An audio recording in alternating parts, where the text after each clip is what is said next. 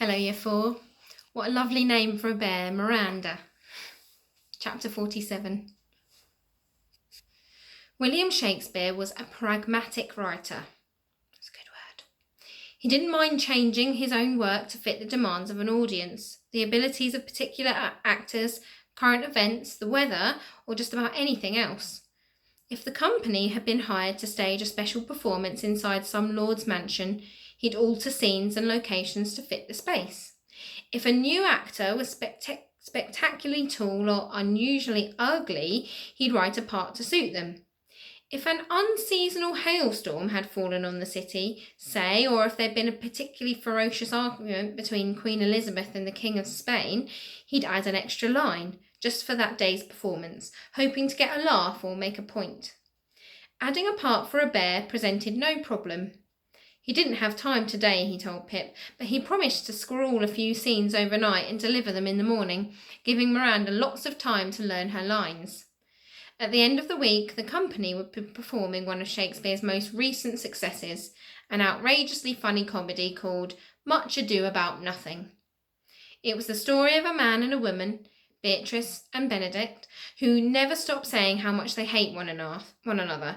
Of course, Beatrice actually loves Benedict, and Benedict actually loves Beatrice, but they just don't know it yet.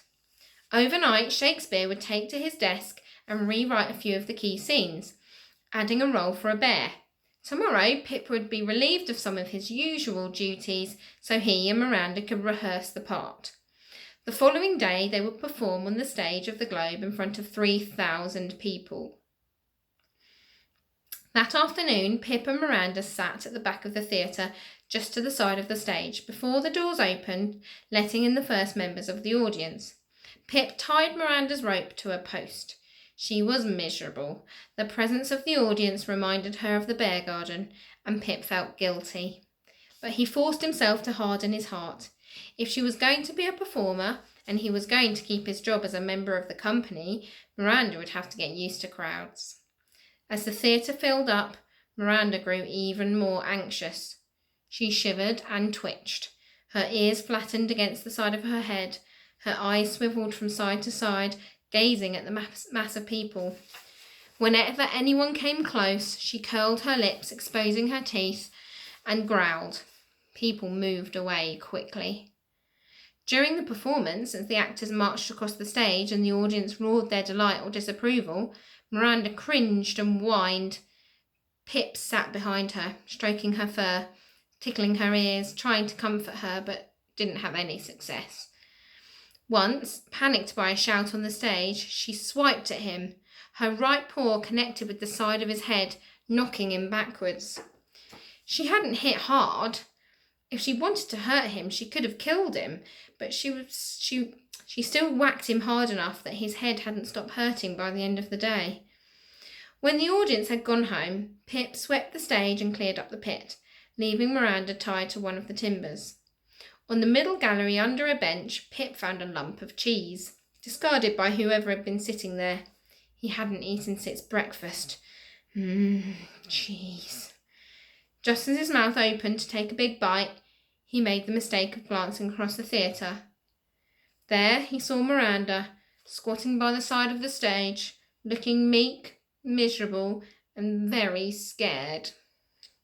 Pip ran down the stairs, jogged round the pit, and stood in front of her, a piece of cheese cradled in his hand. Miranda lifted her head and, reluctantly, even nervously, took a couple of sniffs. She glanced at Pip. Unlike most of the men she'd known, he didn't yell, raise his arm, or whip her, but she still didn't trust him.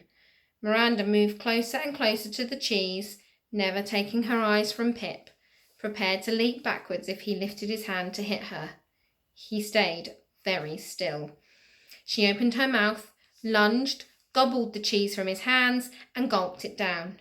Then she squatted back on her haunches, cocked her head to one side, and looked at him, as if she was trying to work out what kind of creature he might be. Pip wiped his hand on his breeches. His fingers were covered with her saliva, and went back to work, clearing rubbish from the galleries. You can't buy love. Not with cheese, anyway. but you can certainly buy a kind of truce, and with that piece of cheese was enough to make peace between Pip and Miranda. They forgave one another.